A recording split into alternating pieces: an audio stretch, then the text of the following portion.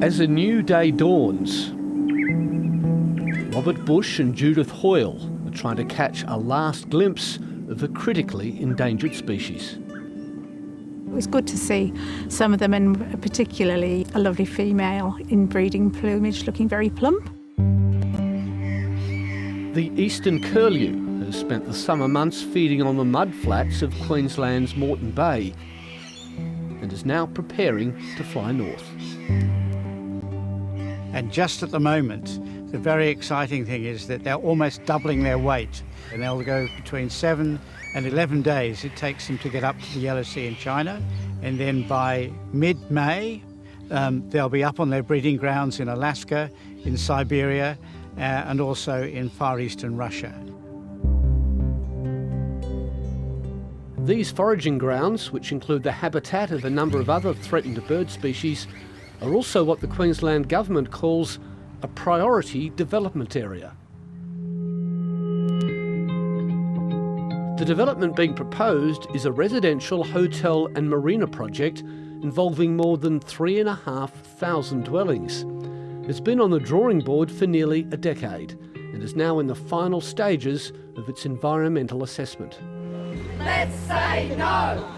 Williams must go! It's been a drawn-out and controversial process, because this part of the development site at Toondah Harbour has a special level of environmental protection. It's listed as a critical wetland under an international treaty called the Ramsar Convention. What it's telling the world is that Australia and the relevant state has made an unequivocal commitment to protect this wetland and its natural values. David Paps was head of the authority representing Australia and its more than 60 sites listed under the Ramsar Treaty.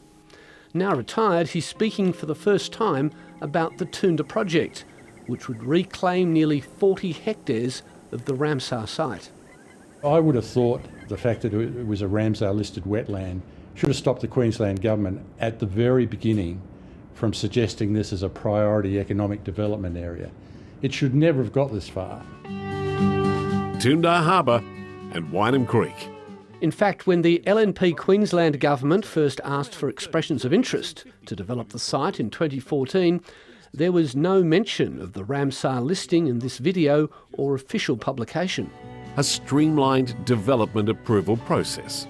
Increased planning certainty. But when the Walker Corporation was announced as the preferred developer the following year, it quickly discovered the importance of the Ramsar site. They wanted to know what it was about, what Ramsar was about. So I think they made a lot of effort to go out and find out what it was. I'm not sure they fully liked what they found. Wetlands ecologist Professor Max Finlayson has been an independent scientific advisor to the Ramsar Convention for more than 3 decades. He was engaged as a consultant on the Toondah Harbour project for the developers when plans were first being drawn up. They were given the right to the land. I believe there's a legal right for them to put this proposal forward, but they didn't really understand or recognise that there was a Ramsar site as part of it. A Ramsar listing doesn't stop all development. The Walker Corporation says its project can still go ahead if it can show the project is what's called a wise use of the Ramsar site. Legal experts 730 have spoken to say the legal basis for this is unclear, and other countries will be looking closely at what Australia does. When they make a decision about whether this proposal can go ahead or not, I think a lot of people will be interested to understand why that decision was made. I'm staggered that anyone could think this would pass a wise use test. I think what is at risk here is the international reputation of Australia. The original champion of the project, the Redland City Council, declined an interview with 730. So did the state minister responsible, Deputy Premier Stephen Miles. The developer also declined an interview, but their environmental case is presented in an online video. Of the 30,000 migratory shorebirds visiting Moreton Bay each year, an average of only 41 were observed foraging on the Toondah Harbour mudflats over the past 5 years. These averages represent just 0.09% of the total shorebirds visiting Moreton Bay each year. The Walker Corporation is now finalising its environmental impact statement, which could be delivered to the Federal Environment Department as early as the end of this month. Toondah Harbour presents a rare opportunity to create a new waterfront destination that will help transform the Redlands coast into an economic tourism powerhouse. Save Toondah Harbour! Protesters greeted a field trip of international bird experts to Toondah Harbour last month. These officials and advisors were representing 18 different countries along the flight path of the eastern curlew and other threatened species.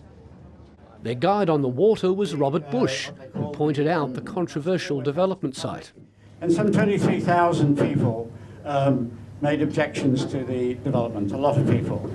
Why did you feel the need to raise awareness about Toondah Harbour here?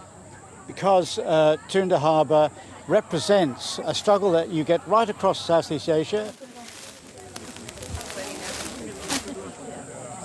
And the welcome to country also weighed into the controversy. So I call on all government all over the world to put in stronger measures to protect these Ramsar areas. And I'll leave you with these thoughts. Protection of the wetlands, not destruction. Goodbye. Thank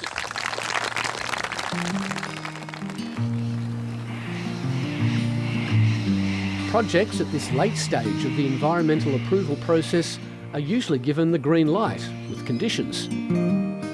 But critics argue Toondah Harbour, with its Ramsar-listed site, should be the exception. I think what we're really looking at here is a fundamental question of, is Australia fair dinkum about its commitment to the Ramsar Convention?